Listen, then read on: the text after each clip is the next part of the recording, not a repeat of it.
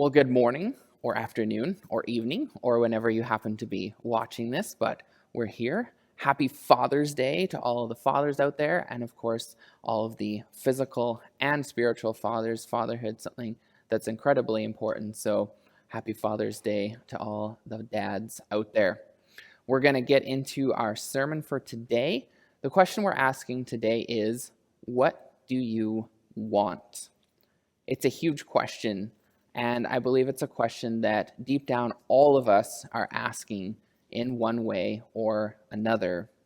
As humans, we have the ability to think, to dream, to hope, to long, to desire, and Jesus takes these things seriously. So we're going to look at a passage in John and see how Jesus asks this question to a couple of disciples. So we are looking at John chapter 1, verses 35 to 39. And Jesus is calling some of his first disciples here. The next day, again, John was standing with two of his disciples, and he looked at Jesus as he walked by and said, "Behold, the Lamb of God." The two disciples heard him say this, and they followed Jesus. Jesus turned and saw them following and said to them, "What are you seeking?" And they said to him, "Rabbi," which means teacher, "where are you staying?" He said to them, "Come and you will see." So they came and saw where he was staying, and they stayed with him that day, for it was about the 10th hour. So in this passage, we're going to use it as a springboard to look at this question of what do you want? So we see that Jesus asks these two disciples, what are you seeking? Or to put it another way, what do you want? It's not a trick question. Jesus is not trying to confuse them. He's not expecting a Sunday school answer like, what's the answer? Jesus? He's genuinely asking them, what do they want? What are they seeking in life?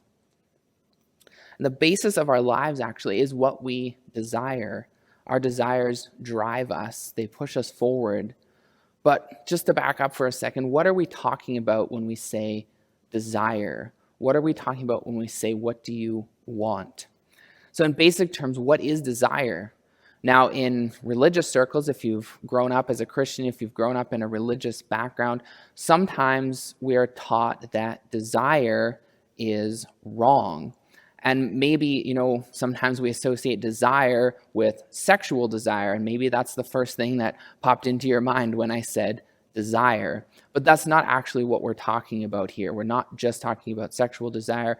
We're not talking about sinful desire in that way, although we will be talking about that. When I say desire, what I'm talking about is our longings, our interests, our passions, our hopes, our dreams, our needs.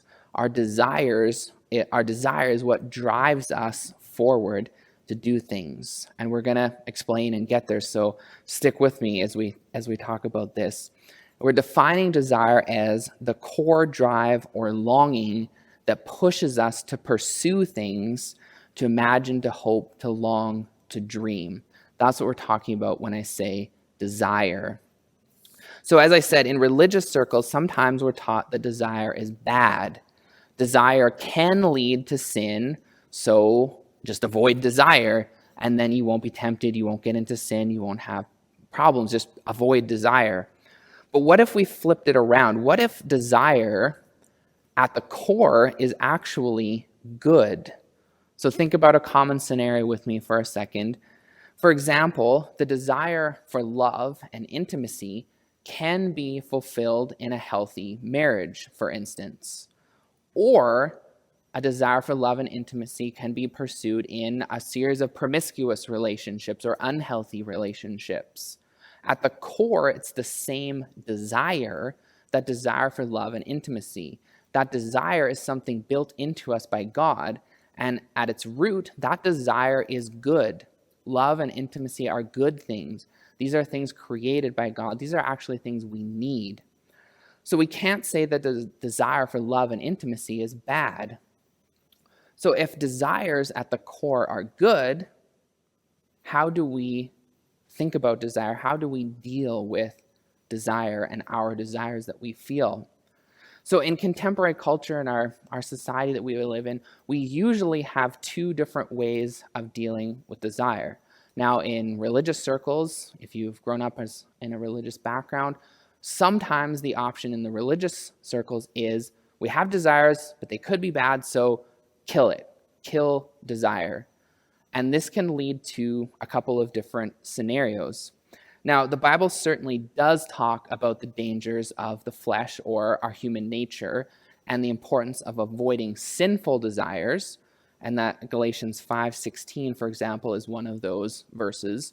But the mistake that Christians or religious people often make is that thinking because desire can lead us to something sinful, that we just kind of say all desire is bad, so just avoid it because it could lead me to do something sinful. So just avoid desire, shut it down, kill it. So while the motive of avoiding a wrong fulfillment of desires is good and is healthy, the method that we sometimes use is flawed. So a couple of scenarios. One way this plays out is in a scenario where we deny our desire, our personal desire, and focus on the needs and desires of other people. So we try and fulfill the needs and desires of other people, because if we kill our own desire, we feel like we won't then be engaging in sinful desires. So we just focus on other people. The problem with that is that we can fail to recognize our own needs and desires. And having our own needs and desires is not wrong. But if we ignore them, it can end up being unhealthy personally. So what happens is the seemingly perfect Christian, the selfless saint who's always serving, always helping, can end up actually becoming angry and resentful if their efforts to help other people aren't recognized, or they can end up denying themselves and they don't take care of themselves and they burn out because they're not taking care of their own needs and desires. Or they may actually not even know what they like and want because they've been so focused on other people's needs and desires that they don't know themselves what they need or like or want. So we have an example of this in the Bible, and it's Martha. You may know the story of Mary and Martha. Mary and Martha have Jesus over at their house, and Mary goes and just sits with Jesus, listening to him, enjoying his presence, hearing him talk and teach. Martha is the classic hostess, and she's cleaning up the house, she's sweeping the floors, she's wiping the counters, she's cooking the meal, she's working hard, and she gets mad at Mary because Mary is not helping her with the housework. But Jesus says that Mary has actually chosen the better thing by spending time with him. And Martha is so focused on what has to be done, the duty, that she doesn't pay attention to what is going on, and she doesn't actually get to spend time with Jesus because she's more concerned about her duty than what her desires might be. So in this option, we take duty and place it over desire. What we have to do is more important than what we might want to do or what might actually be important, but duty comes first. So that's one way that this sometimes gets dealt with in Christian or religious circles. That story is found in Luke 10:38-42, by the way, if you want to look that up. The second way that this sometimes plays out in Christian or religious circles is that some people try to deal with desire by focusing on rational thought, correct doctrine, and rules. People like this live primarily in their heads, and they try to kill desire by ignoring passion and emotion. So they live a calm, cool, collected life, but it's one that's detached from emotion and the experiences of life in some ways. So this option prefers correct doctrine and rules over desire. Just get the rules right and you'll be okay. And the rules are in place because rules make us feel safe because we can control them. If we just follow the rules and get it right, we'll be okay. And in the Bible, the example of this are the Pharisees.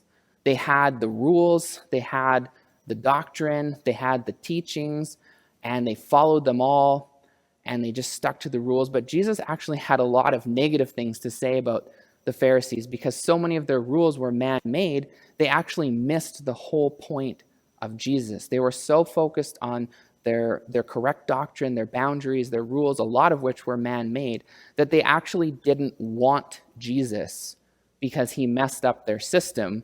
And they were so far removed from desire that they didn't even know who Jesus was, or they didn't want to recognize who Jesus was because he didn't follow their pattern that they had set up.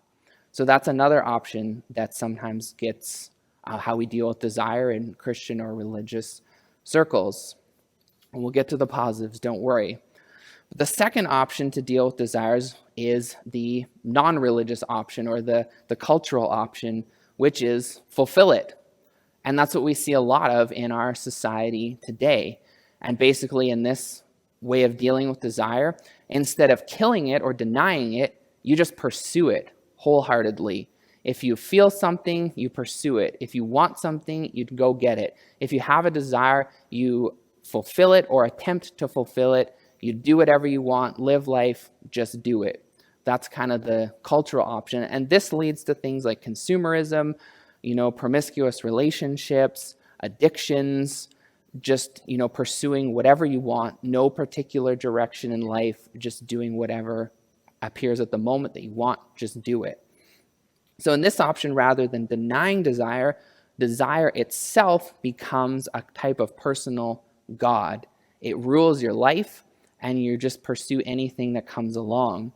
And we see this in advertising, right?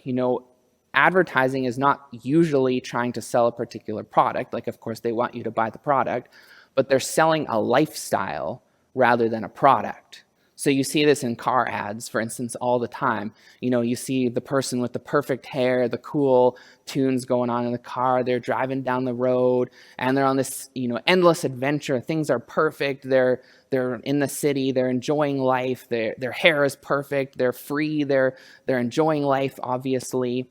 And the implication is that if you buy this car or SUV or truck or whatever it is, you will be able to enjoy this lifestyle. If you just have this product, it will free you up to enjoy the life that you've always wanted. Another way we look at it is that just earn a little bit more money, and then you'll be able to enjoy the lifestyle you want. We talk about that. Freedom 55, retire young, earn enough money, then you can get the cabin, you can get the boat, you can get the whatever it is that you want. You'll be free to enjoy that lifestyle that you always wanted to. Now, not that these things in and of themselves are bad, but the problem is that the fulfillment option, pursuing any and all desires without any sort of perspective, is that fulfillment always falls short. Because once one desire is fulfilled or pursued, something else just comes up in its place. Money itself is never enough. There's always a little bit more. You get a boat, there's always a nicer boat. You get a cabin, there's a nicer cabin. You get a vehicle, there's a nicer vehicle. There's always something more, and it becomes a never-ending cycle. We can't perfectly fulfill our desires, no matter how hard we try. And furthermore, it's impossible to look out for others if your goal is to fulfill every desire you have. It can lead to a selfish, self-centered life.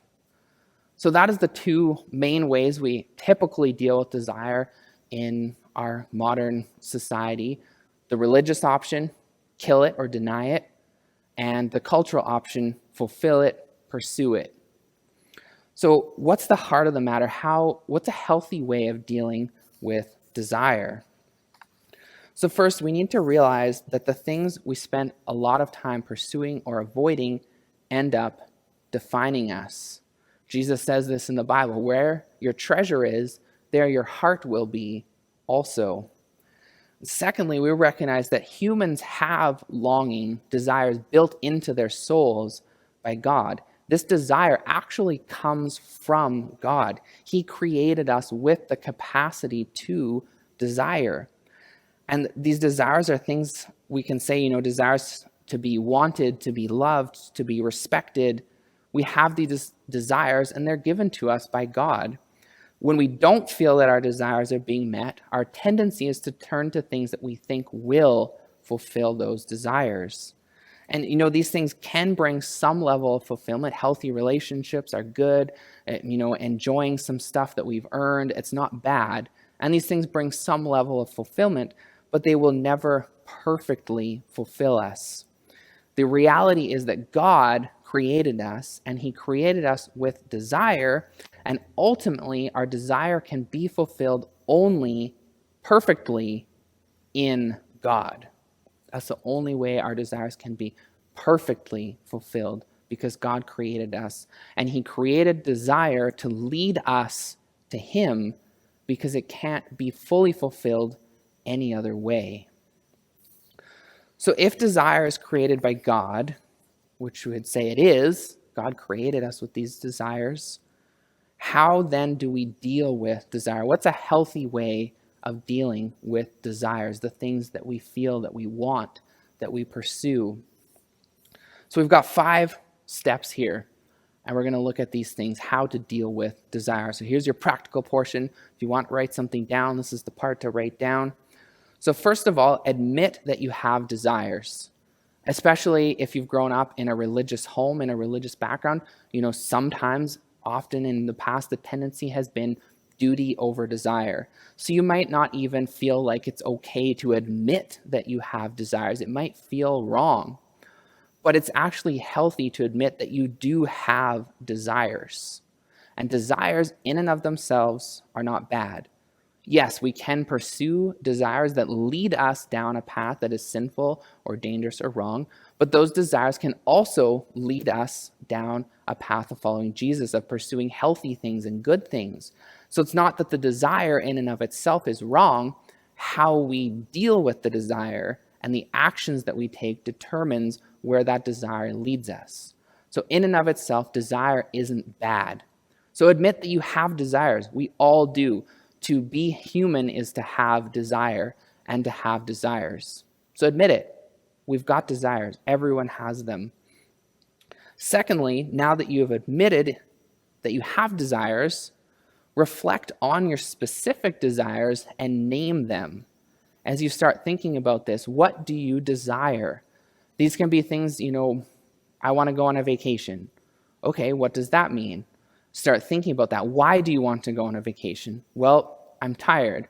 Okay, why are you tired? Well, work's been really stressful. Okay, why is work stressful? COVID, I don't know, whatever it is, right? And you start thinking back, tracking back, where is this desire coming from? And you try and figure out what this desire is coming from, what the core or the root of the desire is, and then begin to try and name that desire. Just a classic example, someone may have a desire to be in a relationship. And if we track this desire back, that desire, for instance, may be because the person is lonely or they don't have a close relationship. That could be the root of it that leads them to want to have a significant relationship, boyfriend, girlfriend, spouse, whatever that is. So just as an example. So whatever your desires are, and we're different, we have different desires. Reflect on those desires, admit you have them, and start naming some of your desires. So thirdly, once you've admitted you have desires and you've started naming some of them, now we submit those desires to God. So Jesus knows what you really need and what you really want. And these things are actually important to him. But I think sometimes we oversimplify this, or we minimize it in some ways. And we might say, well, I want a sports car. That's what I want. Well, if you already have a perfectly functional Corolla, you may not get a sports car. Jesus is not there just to give us whatever we want in the sense of, having a sports car or a whatever it is. He's not just there to give us things, but he cares about the desires that we have. And we begin to reflect on them, name them, and now we start submitting them to Jesus. We say this isn't name it and claim it, where you just name something, ask Jesus, and if you have enough faith, you'll get it. That's not what we're saying. You name your desires, whatever it is, even if it feels foolish, even if it feels silly, name it. And then as we name it, we submit it to Jesus.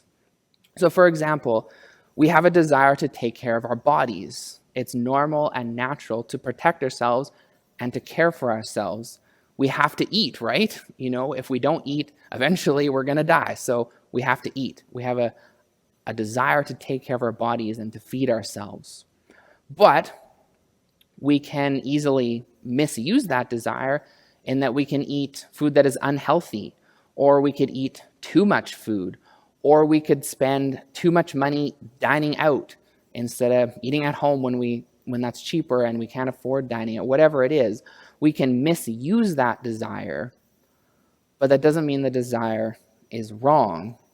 So in order to submit our desires, as we're talking about, it can be helpful and wise at times to practice disciplines that focus on denying or submitting our desires for a short period of time in order to have self-control. So this could be something like fasting. We could use the discipline of fasting for a period of time in order to submit that desire to God. We could do something like choosing not to spend money eating out 1 month in order to submit that desire to God. We begin to submit some of these things to God. And this will depend a little bit. If you've fallen more on the deny desire side, this may be something that you already do, and you may need to lighten up and relax some of your rules and restrictions. If you've fallen in your life more on the fulfill it side, pursue everything, you may need to bring in some of these disciplines in order to begin to understand your desire and to begin to submit it to God and have self-control. So let's say, you have a desire for adventure. This is something you're not desiring a specific thing, but you have a desire for adventure. And then as you submit this desire to God, he will begin to show you how that desire can be fulfilled in a healthy way, because he cares about that desire. He actually cares that you have a desire for adventure, a value for adventure. So begin submitting that to God, praying about it. God, I have this desire for adventure. How would you lead me to pursue this desire? And as you pursue that with God, he will lead you to healthy ways to pursue that desire because it's given to you by God. He cares about it, and he will help you on that path. So fourth, we begin to reflect on the desires that we have admitted, named, and submitted. Now we begin to reflect on it a little bit. Take some time to think about the things that you've named, to think about the desires that you have and are feeling. So now is a good idea to take it to someone you trust. Discuss them with a friend. You can go to a counselor, someone that you trust, a mentor, and begin to talk about these desires. Hey, I have this desire to be adventurous, but I don't know how to do that. Talk about them with someone you trust. And you can ask, what might this desire be leading you to in your life? Is Jesus speaking to you through this desire? Is this desire, am I trying to fulfill it in a healthy way or in unhealthy ways? And how can I understand this, submit it to Jesus, and begin to pursue my desires in a healthy way that is led by Jesus? Try to uncover the root or the core of your desires, as we talked about. Try and understand beneath the layers, why are you pursuing this particular thing? If you have, some different habits, why are you pursuing that particular habit? What is driving you towards that particular thing?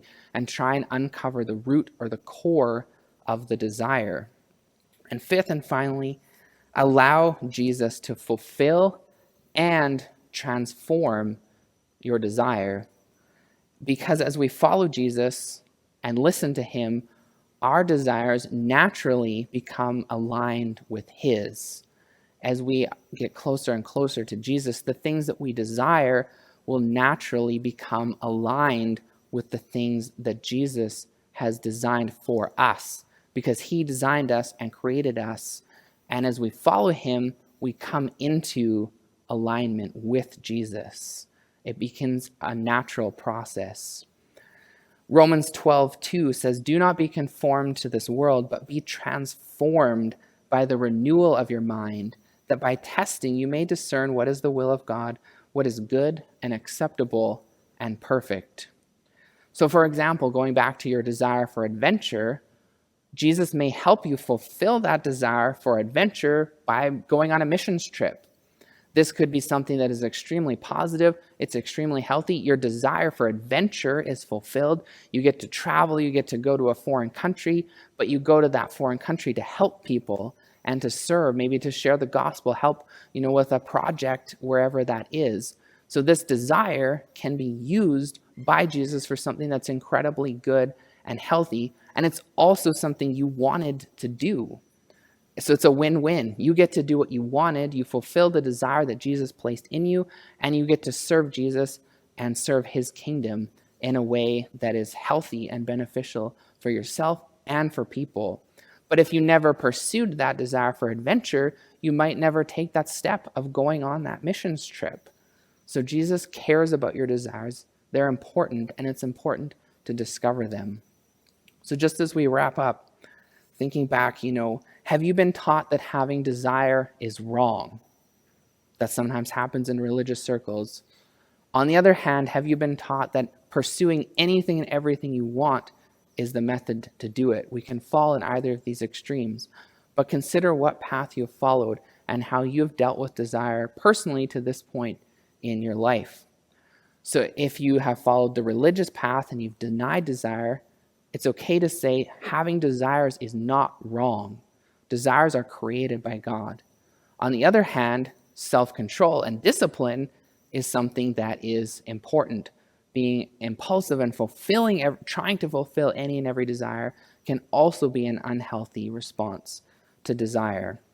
Desire can actually be a tool in God's toolbox to lead us to him, because he created desire, and the purpose of desire is to lead us to God, because it's only in God that our desires can be perfectly fulfilled. People want life. We want life to be fulfilling, and we do find fulfillment in many things, but true and complete fulfillment is found only in a relationship with Jesus. So this week, consider spending some time journaling and thinking about those 5 steps, those 5 things that we talked about. And those things are: admit that we have desires, name some of your desires, or as many as you can think of, submit those desires to Jesus, reflect on the desires and your motivations behind them, and allow Jesus to fulfill and transform your desires. So as we wrap up, this is our question again. What do you want?